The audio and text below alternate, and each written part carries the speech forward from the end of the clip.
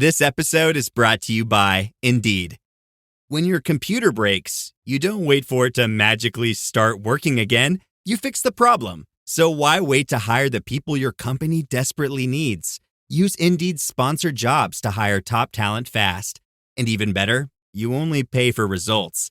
There's no need to wait. Speed up your hiring with a $75 sponsored job credit at Indeed.com/podcast. Terms and conditions apply.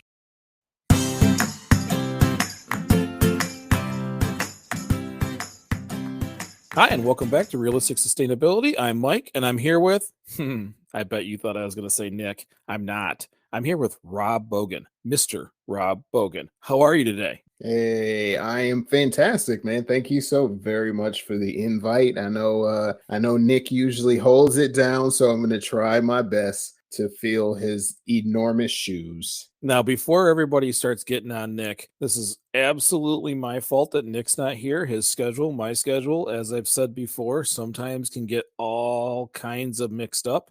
And I spent the whole time that I could have been recording with Nick trying to figure out this field trip we've got for STEMnetics. We're taking a whole bunch of kids from the Flint area down to Ann Arbor to the University of Michigan. And I got to tell you, I am not a party planner.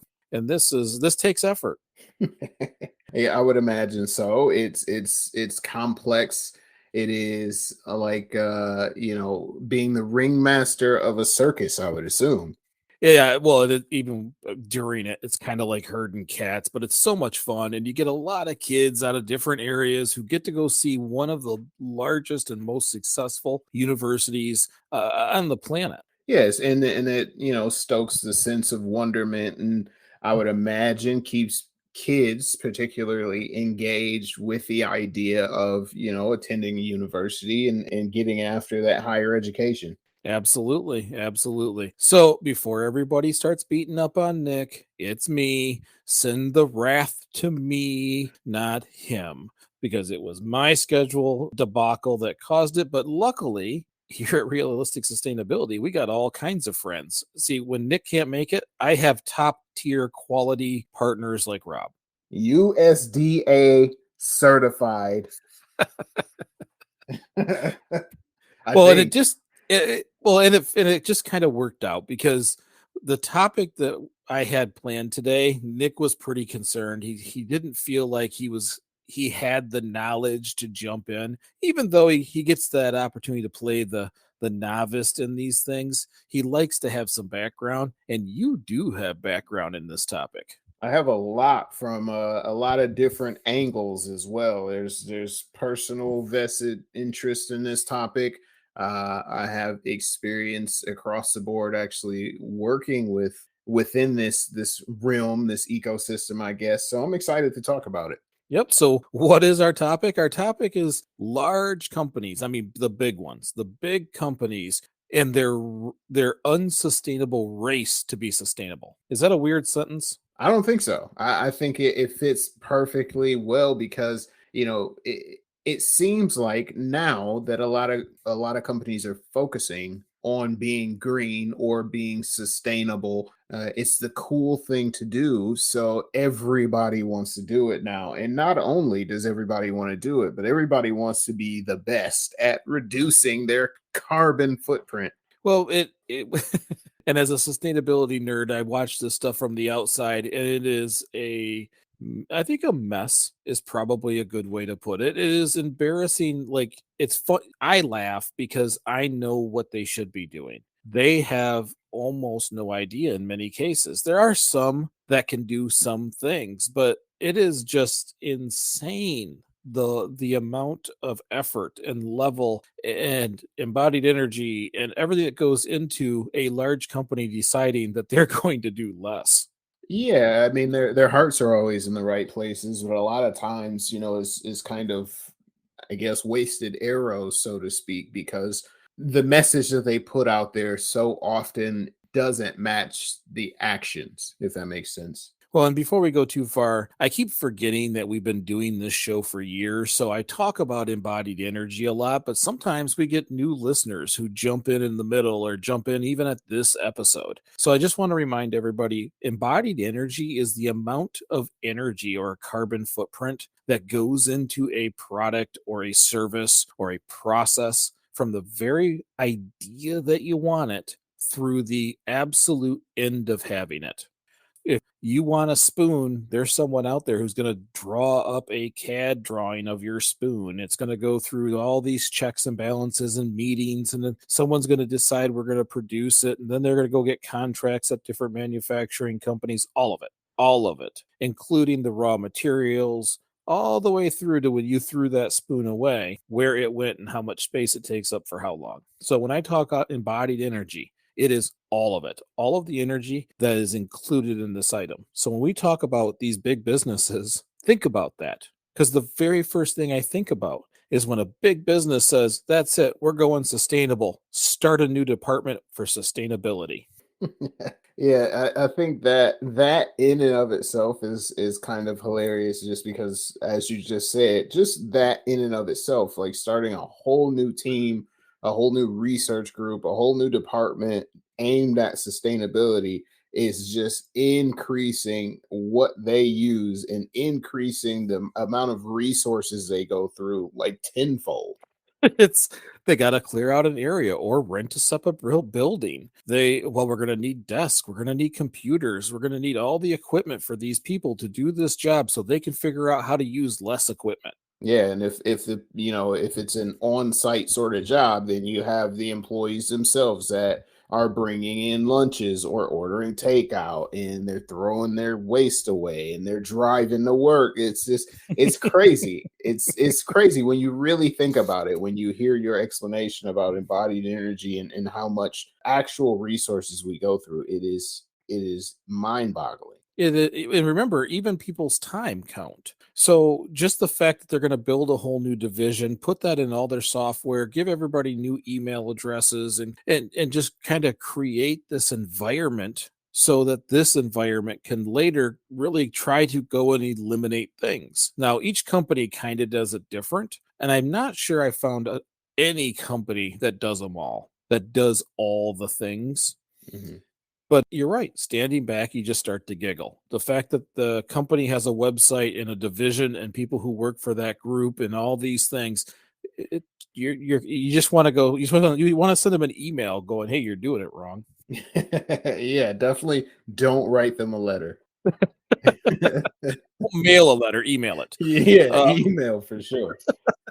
But so I work in a corporate atmosphere. You work in a corporate atmosphere. One thing I've noticed is they every once in a while a company can be good. Mhm. And I've said it before and I'll say it again. Doing the right things for the wrong reasons will always reap you at least the right result. You still get the good stuff, even though they did it for one reason or another that may not match yours. But like Walmart, for example, is one of the largest consumers of solar panels in the United States and probably in the world. They are working on negating their energy costs. To them, the best way to catch up with Amazon is have no bills. And that's not a terrible idea. It subsidizes the solar power industry and it creates electricity or converts electricity, not creates, and it offsets those bills. So they're doing it for themselves. It's good for the rest of us. It's a good way to do it. But are they great with their employees? Do they use less paper? You ever got a receipt from Walmart?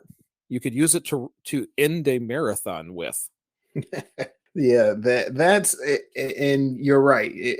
Having worked in four large corporations practically my entire adult working life, there is so many things that can be changed. And I know Walmart in particular, they match the description perfectly of what I was talking about earlier, where the messaging kind of gets lost based on their actions themselves. Like the heart is in the right place, but so far, like everything that they do, at least optically on the consumer side of things, is like the exact opposite of what it is they're trying to accomplish.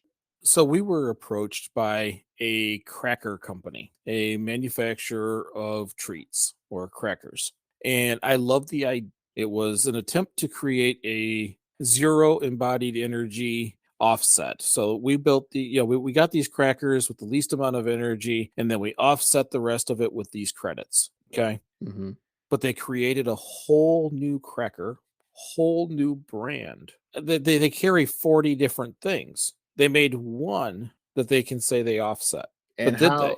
yeah, how does that actually impact their resources at the end of the day? Because if you create a new brand, and correct me if I'm wrong, but there's new packaging that you have to come up with and create, which means you're probably going through more man hours in your marketing department. There's the Oh yeah. shipping of the new packaging and of the new product. There is the travel expenses, because you're putting them, most likely you're sending them to different places, because they're not just going to all the same big box retailers. If this is a green or sustainable product, I know I'm doing air quotes all over the place, by the way, and nobody can see them. uh if it's a green or sustainable product, then you're probably sending it to marketplaces that have that sort of reputation. So doesn't it technically, it doubles what you would normally output by creating this kind of specialized sort of product? Yeah. Not only that, you're going to take up more space because you're not going to get rid of your old product. You're going to have to warehouse more. The shelving in which you sell at every supermarket in America has to add an additional 2 feet to put that product in there. So that's more items in an area that has to be stocked more often, or could go bad and be thrown out if it isn't purchased. It's just when I look at something like that, I appreciate the efforts. I do, because that means they're acknowledging that the rest of us care. But they could take the original cracker and do it with that one. Their main product could be analyzed. They could look at their whole process. Hey, we're getting our wheat in this way. If we get the same wheat from this way, it's slightly more, but now we've dropped the carbon footprint by 50%. And they can go through this process from beginning to end on the existing product and still maybe even make some changes on the box to let us all know what they've done. But at least, because here's another thing you're not thinking of. They made a whole new cracker. It's not the same crack. It's not the same flavors. It's not the same textures. It's not the same shape, which means it's a totally different production line. There's a new factory out there for that cracker. I would imagine they have to do that because, if you're producing it in this way, this clean green way is what we'll call it, you can't really produce it on the same belts and in the same sort of assembly that you are producing the non-clean green items, right? Right. But in the meantime, now you have to offset a whole building, Mhm. a whole production line. All of the energy for that building during that production run is that crackers. So if you're just trying to offset the carbon footprint of the ingredients, you're actually way behind on the total. That makes sense. That's odd. Now, I want to, just because I'm curious now. The gears are spinning, and we're talking about separating the clean green from the non-clean green. Where where do you stand on like these fast food companies, a la Burger King, that are now Mhm. offering plant-based burgers, and they aren't really separate? Like, that Impossible Whopper is sitting on the same grill that they just cooked a very possible Whopper on. Well, okay, so I assume you're talking about how do I feel about these kinds of products getting into fast food and being marketed as green? Yes.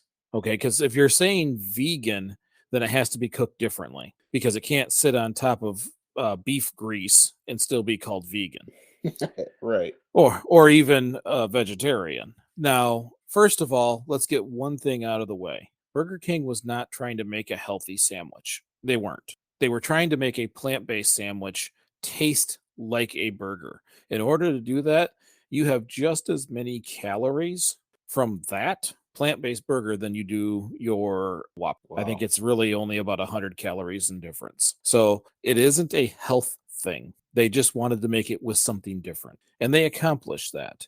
Now, on the green side of that, for me, I know people are gonna still eat fast food. What I learned about it was is you could change their food and they wouldn't know the difference. Hmm. Beef is one of the highest carbon emitters on this planet behind transportation. It's actually agriculture, all of agriculture, but beef is a huge chunk of that. And now Jameson doesn't agree with me, and I know she listens to this show when she's driving home, and she will post me up on this. So I'm going to go ahead and give the disclaimer. She disagrees with what I'm about to say.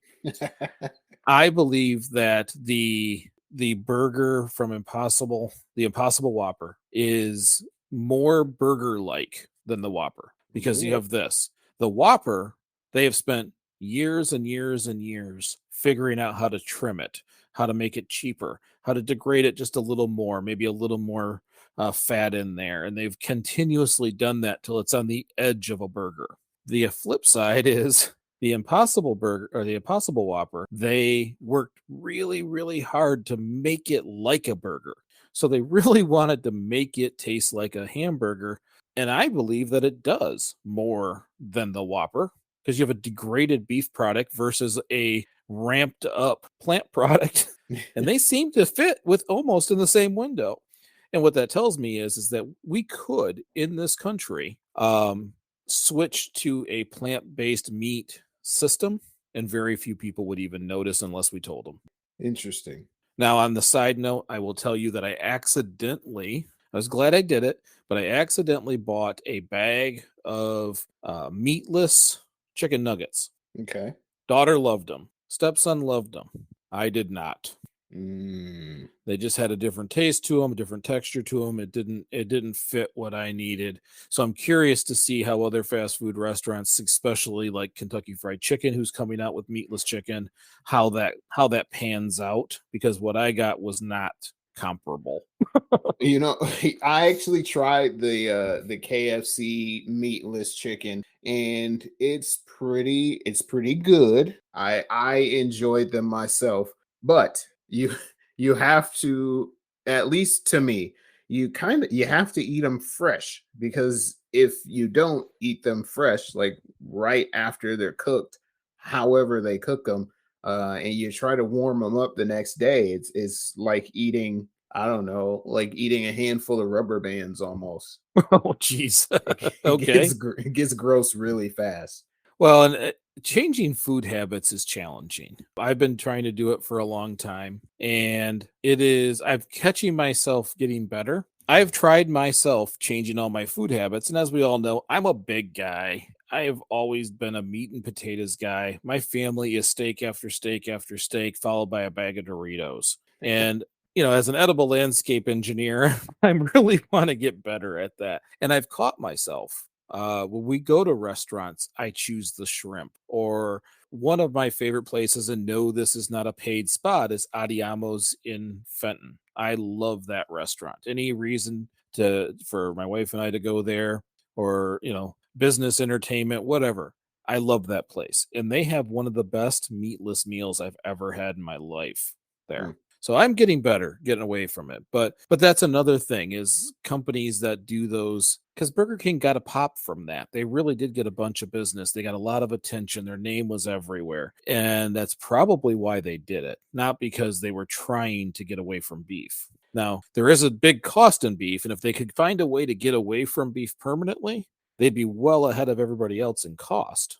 But there's still some people out there that, even if it tasted exactly like beef, would tell you no. Yeah, and that was my point for actually bringing them up in particular, because it's messaging versus action, right? You think when you hear about, at least me, I hear about a plant-based product, I'm like, okay, well, not only are they trying to be healthier, air quotes again there, but maybe they're going to do this a little more sustainable. But then you visit the restaurant and you get the burger, and it's not like, it's wrapped in recycled paper and printed with plant-based ink, or tossed in a recycled bag or anything like that. It's like the same presentation as a regular Whopper.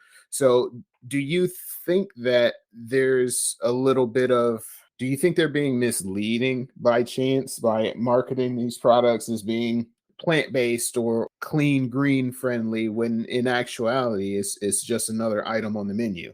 Well, and it's all marketing because if you look at the packaging and difference, they're identical except for the print on the Impossible Whopper is green. True. So, so it is just another item on their menu. It is not a green product because it still goes through all the same production lines. All their buns are the same. All the ways they get their vegetables, that building is still there. It's not a green product. It is another product on the menu that they want to show it's different.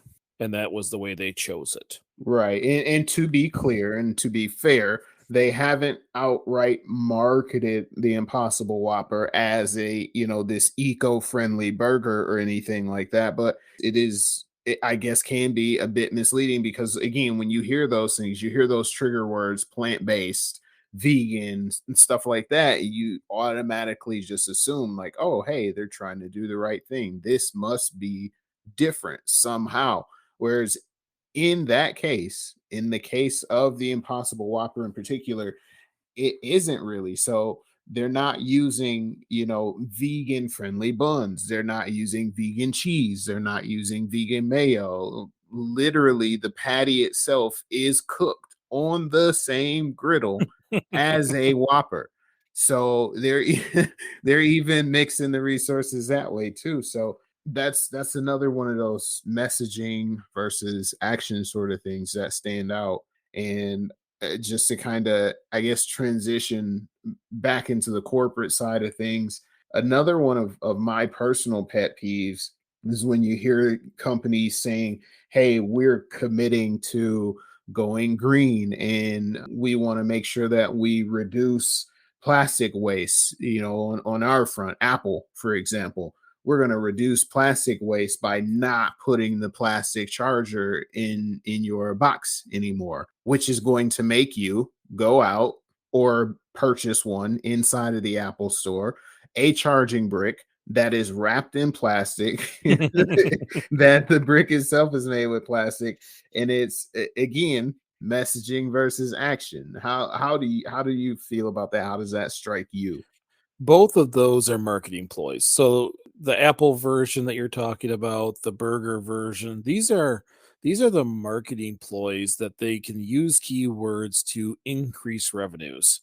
So let's go back to Burger King just for a second. They went through this whole huge thing on the Impossible Whopper. And if you say, tell me something green about Burger King, everybody in the world says, oh, they got a plant based Whopper. Yes. They also quit using paper forms for application. They went to all digital. That is an attempt to actually save money and reduce the paper consumption. They're no longer mailing these things all over the country. It's easier to do it online. They get a larger database. That is an actual change that mattered.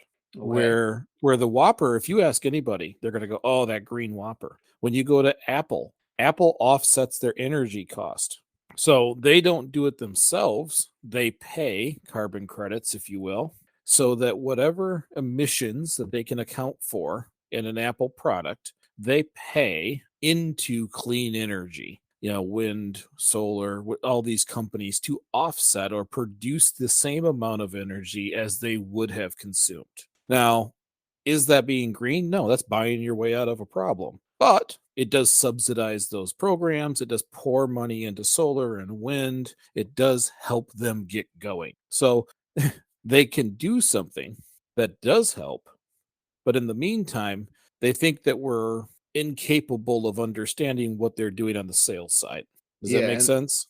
It makes 100% sense. And I think that's where everything kind of the water gets a little muddy there, right? Because in addition to a company like Apple, or, Samsung, even the companies that go, hey, we're doing this to reduce our carbon emissions, or Nike, one of my favorite sports brands, Nike is like, hey, we're moving to zero. We want to move to zero carbon emissions. And they start making sneakers or phones or whatever made out of recycled materials. But at the same front, you're still moving, in the case of Apple, just to pick on them really quick, you're still moving an insane amount of consumer products. And yes, maybe you don't include the plastic wrapper on the box, or maybe you shrink the box, or whatever the case may be. But that product in and of itself, after it's reached its life cycle, how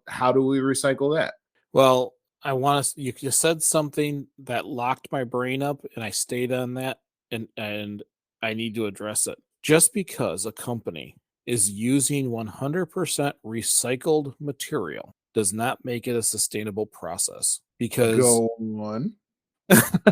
so what that does is what they have done is they've reduced new waste. Okay. Now, in order to recycle something, you have to collect it, you have to process it, and you have to make a feedstock so that you can take that feedstock and make your product, which is no different than you finding something, processing it, creating a feedstock, and making your product. The only thing that they did there is they took waste from somewhere else and then did the same process. So the only thing they actually saved is what went in the ground. Hmm. The embodied energy is roughly the same and quite often much higher. A good example is when you recycle water bottles. It takes a ton of energy, you get very little out of it, and you can't even make the same product you started with. You recycle water bottles, you're doing it at a high cost, and you're going to end up with fleece or indoor outdoor carpet. You can't even make a water bottle. But if you do it with aluminum,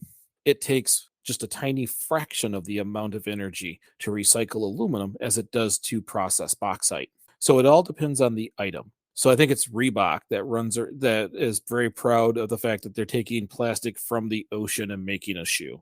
Reebok and Nike both. Are they both okay? Yeah, Nike uses recycled materials from their actual sneakers and t-shirts and things like that, and they use it to create a material that they call grind, which is basically leftover rubber and recycled plastic and cotton from their t-shirts, the scraps basically that don't actually make it into the final cut of a product. They turn around and reuse that to make an entirely new product. Okay. And we all know why. Yes, the marketing is great. Yes, all these things that doesn't just get thrown in a dumpster, but any business owner, anybody who's ever worked in a plant knows if you can use a waste to create a product, you have saved some cost. Now, what I would challenge them to do is to continue their focus on finding materials that have either a breakdown rate of 10 years or so, or B, that could become a nutrient to another product when it's end of life, or C, better yet,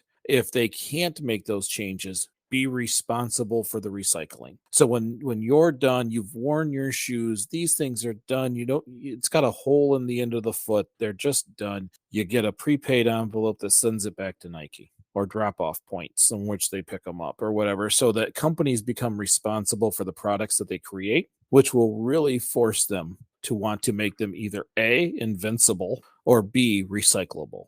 That makes sense. Now, how, in your mind, though, how realistic would it be for a company to implement a process like that?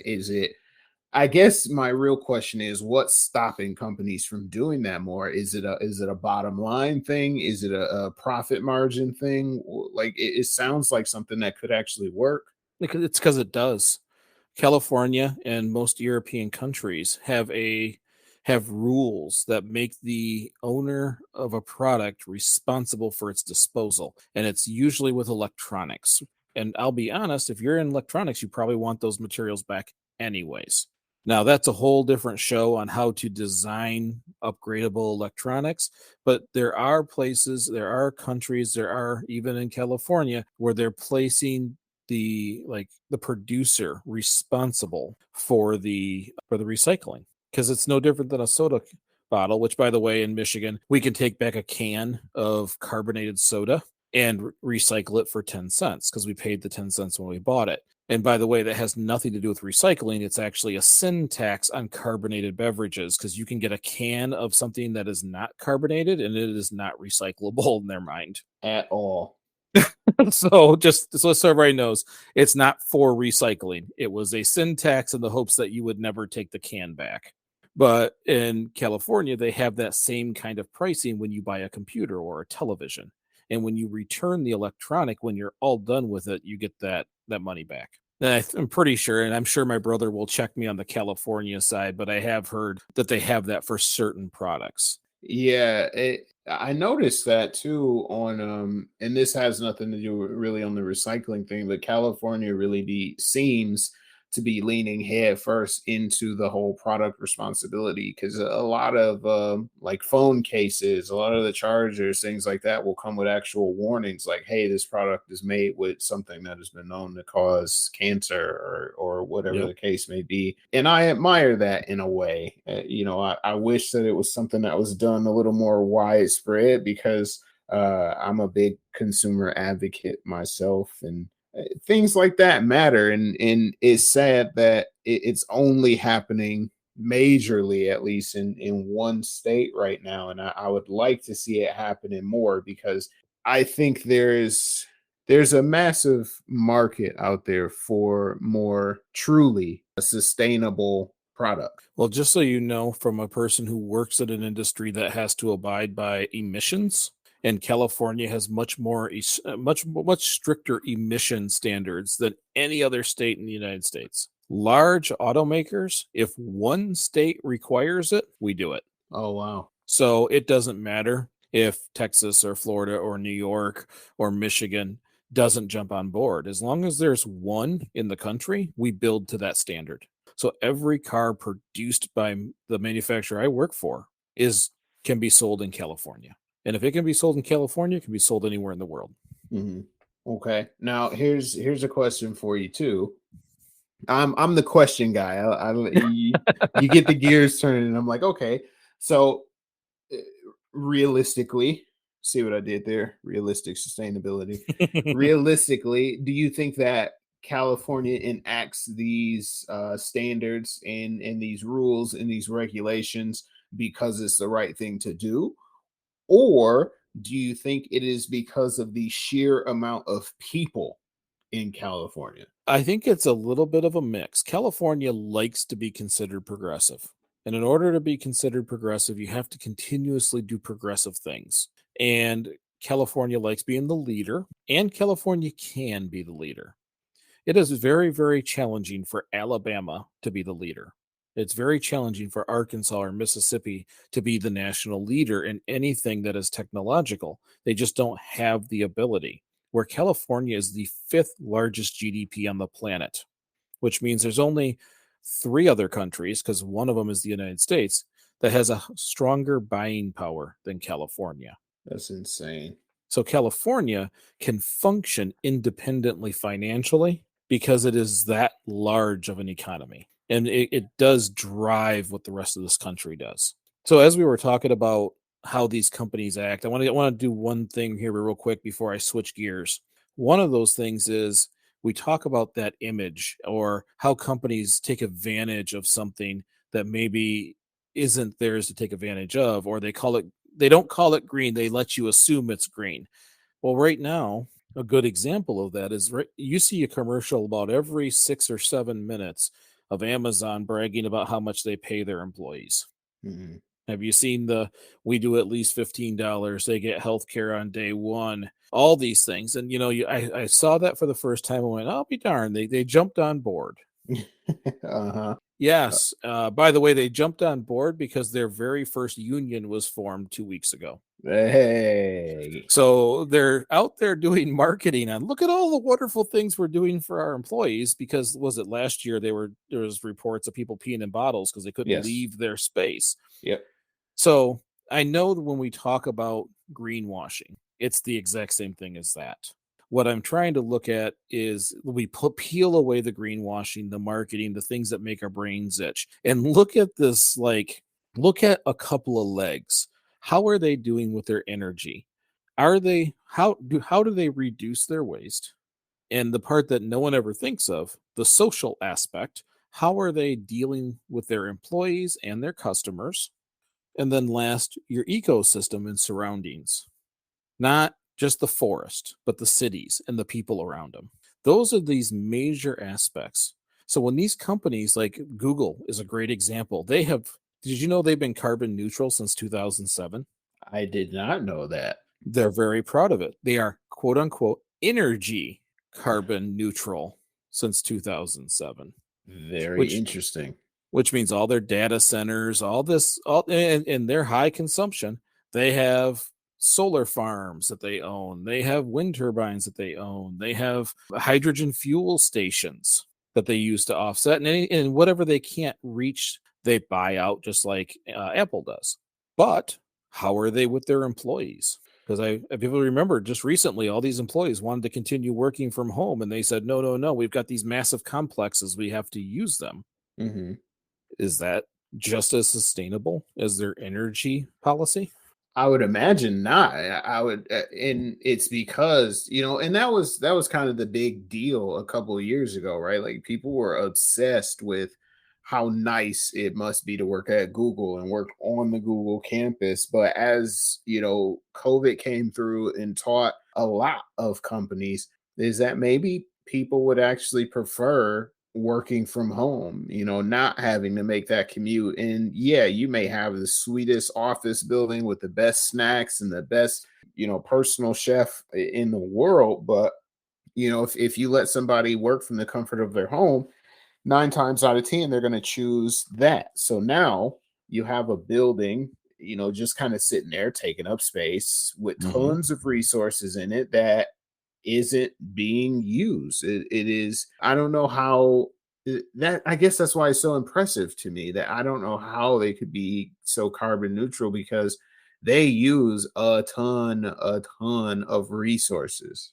Hmm. That's why they have to specify energy carbon neutral. Okay, that See, makes sense. and if you're a decision maker and you're listening to this show when it comes to a business, and I hope there are some, downsize. Don't bring everybody back to justify the waste. Eliminate the waste. See how many, okay, for a good example, where I work, they had dozens of buildings. Well, they're selling most of them. They're consolidating the must haves in the house in this one little spot. They sell all the other buildings. They're greatly reducing their overall footprint that way. So you want to, if you want to be a company who is actively looking to reduce, reduce. Don't justify consumption. Reduce. Let the people work from home. There's going to be some that can't or don't want to. Then you shrink the office space. You either get, sell and get a new building, that don't build a new building, but, find an existing building, or stay where you're at and lease space to someone else within the same building. And then you kind of consolidate in that way. Maybe it's a partner.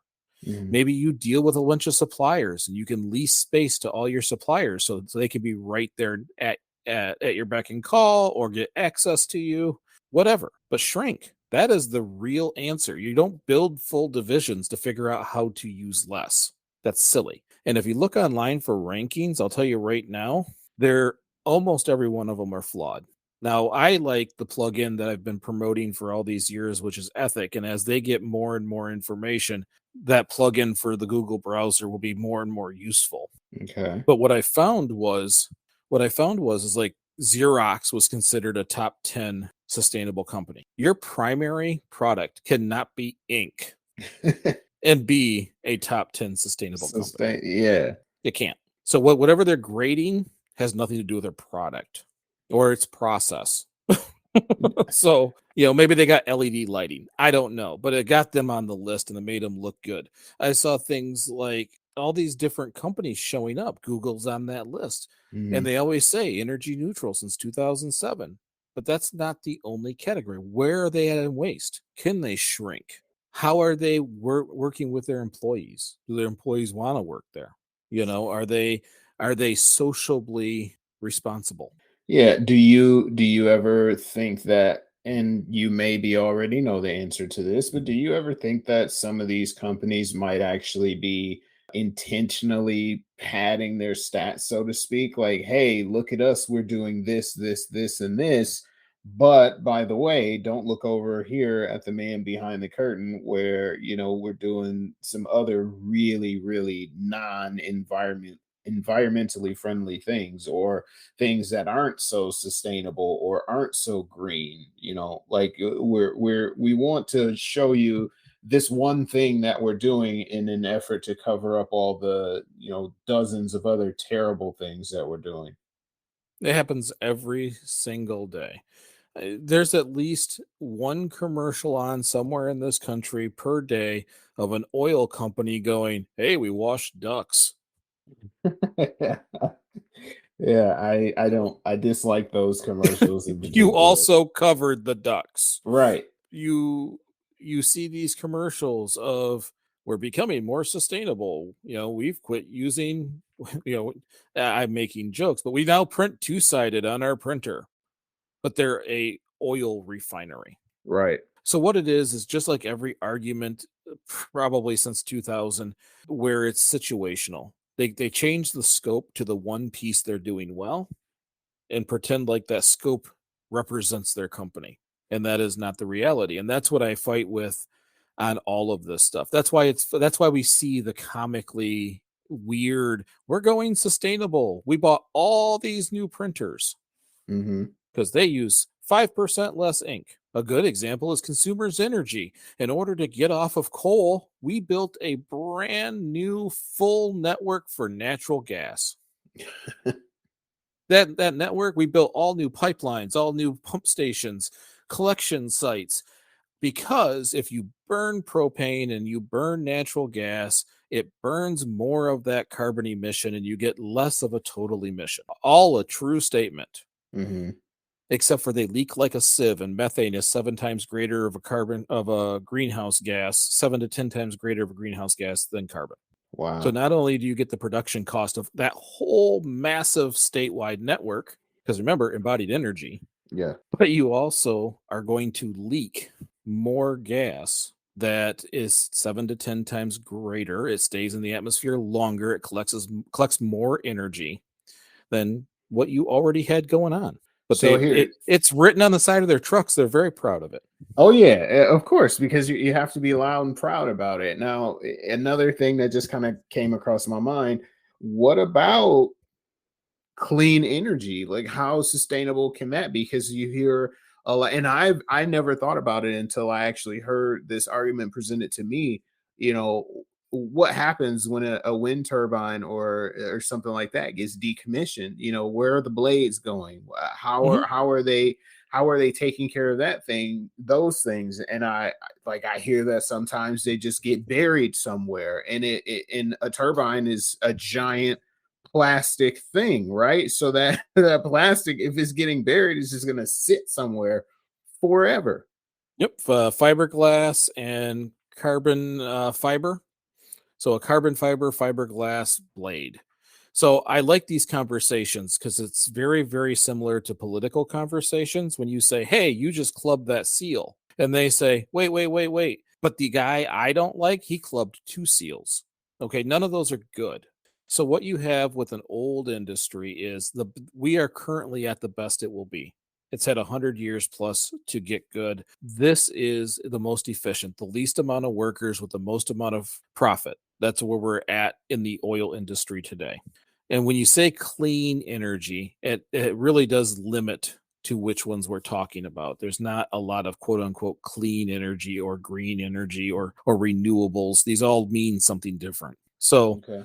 when you say clean energy, you're talking about things that are usually changing kinetics into usable energy. And wind turbines would fit under that. Now, remember when they say, well, but they bury the wind turbine. First of all, the life cycle of a wind turbine is about 25 to 35 years.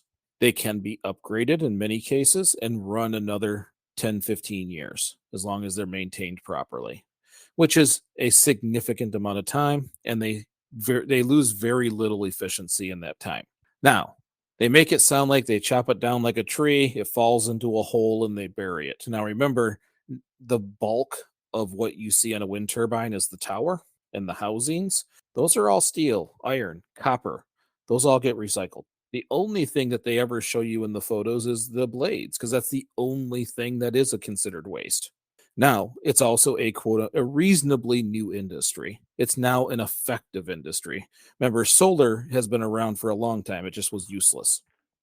Once it Okay. becomes effective, then you have to start the clock on it. That's when technology works on it. So now that you're getting wind turbines put all over the world, there's companies out there learning how to recycle them, learning how to reuse them for certain things. I saw one that was used over top of a parking structure as their shade. So yes, currently those fiberglass, carbon fiber blades are being buried, but it is not the bulk of it. Most of it is being recycled, and they're actively looking for ways to use that material going forward. So the worst possible moment of a wind turbine is thousands times greater in success than the amount of coking or coke that is in a coal fire plant that they scoop out every day and bury into the ground every single day. They take all this nasty carbon out of the fire pits, flush it with a ton of water, and send it off into settling pools just to do it again tomorrow. Saying you bury wind turbines says bad you, don't look over here.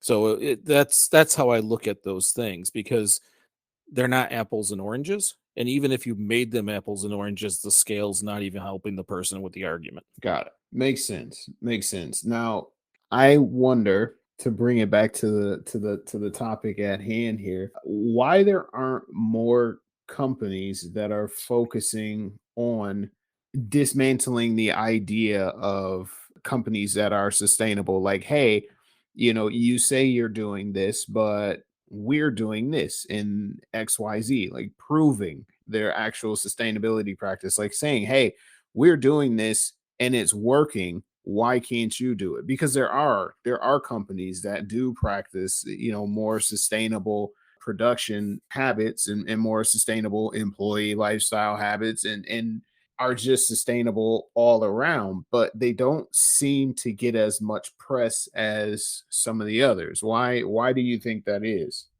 I think that in many cases they do. And I can say that through the automotive industry. Toyota came up with a new way of doing business. It was still manufacturing, there were still emissions. But what they were doing was taking the waste out of everything. They cut the waste without cutting the job. They put value in the people, and they changed the whole auto industry. Every process that every plant that is successful in this world follows at least some, if not all, of the Six Sigma or lean technologies learned from Toyota. There are a lot of those things. There's companies like Costco, who is just as competitive and strong as the Sam's Clubs of the world, who do business in a different way. Is it sustainable? No, not by a long shot, because you're a big box store. But they're competing by using sustainability, reducing energy costs. They got the lights that turn off until you walk up to them. They're using less cardboard. They're using less paper. They're doing things like that to stay competitive. There's lots of those out there. And honestly, they just kind of fall into the chorus of voices of everybody yelling, look at me, we're sustainable. The Coca-Colas of the world, the Chevrolets, all these different companies jumping up and down going, look what we did, look what we did. The people who actually did it can't be heard. The Patagonias of the world, the Toms of the world, they get seen here and there, but they just get labeled hippie brands and move on. Right. So what's going to happen is it's going to be expensive, because right now leadership in business, they want the marketing aspect. That's why we see the things we see, and the joke from our very beginning of this show going, it's laughable. They're doing it for the optics. Optics, and if you can save me money, you find this department is really a cost savings department for them, because the people who run these large companies don't really want change because they're successful. They are the top tier. They are successful. They are the most important CEOs in the world. Why would they want to change anything? I've heard CEOs talking in conferences or at the World Economics Forum. Yes, these changes need to happen. They can basically happen after I retire. They do not want to make a mistake, cost the stockholders money, and then leave disgraced. They can ride this out and make millions. That should be it. That sounds sinful.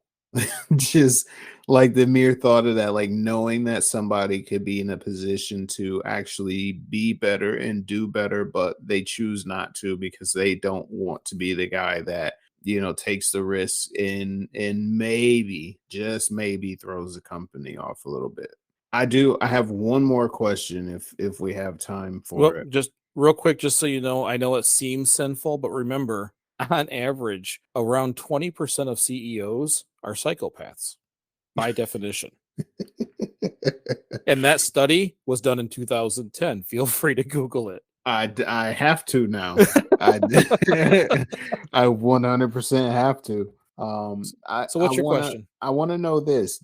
Do you think that we will ever reach a point in time or a point in society where it's not necessarily a popularity contest in companies saying, "Hey, we're green, hey, we're sustainable," just because of image? Do you think we'll ever get to a point where companies stop doing it because of the image and because of the optics and start moving towards sustainable production and being an actual sustainable company because it's the right thing to do?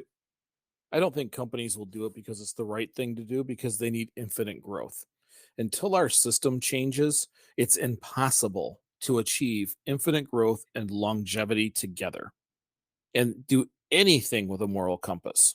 It's easy in the beginning, maybe the first 10 years, but you start to become that's why the Sears of the worlds never fall, they always fall off. These large companies, there's very few with longevity like Microsoft, but they were also a very unique product with very little competition.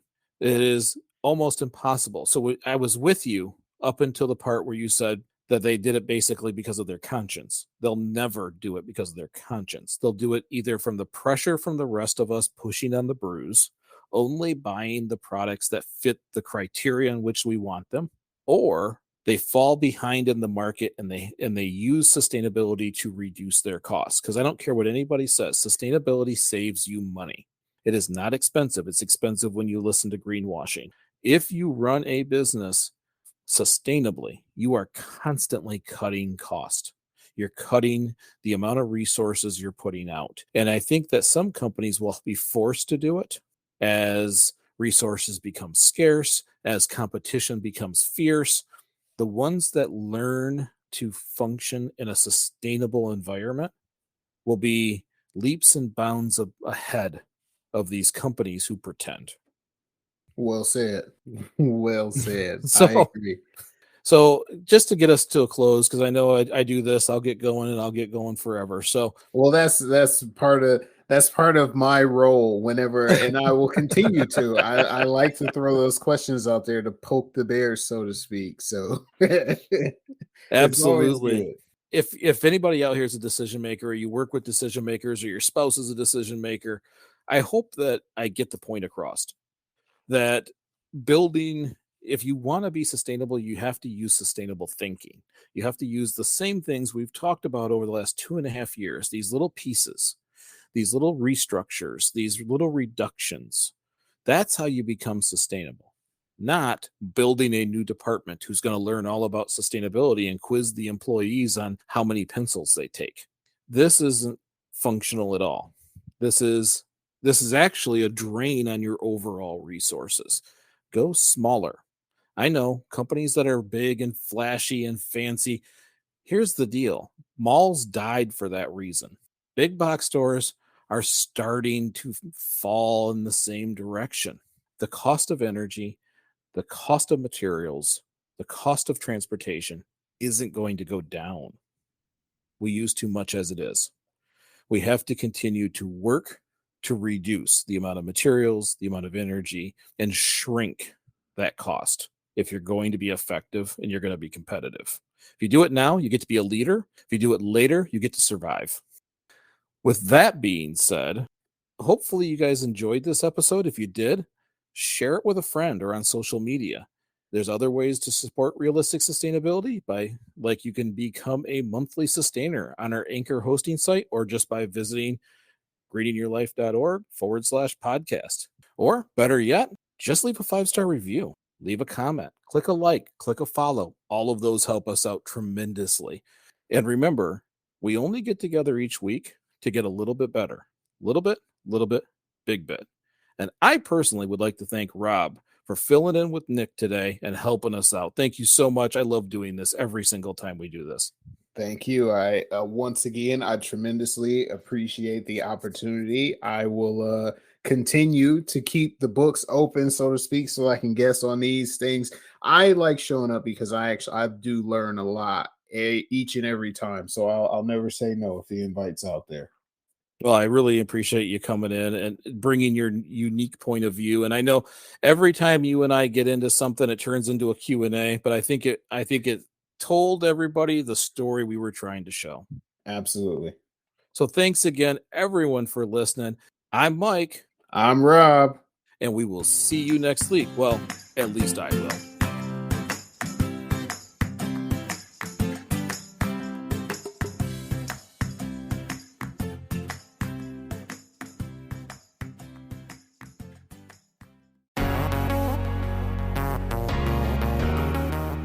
Feeling overwhelmed by climate change?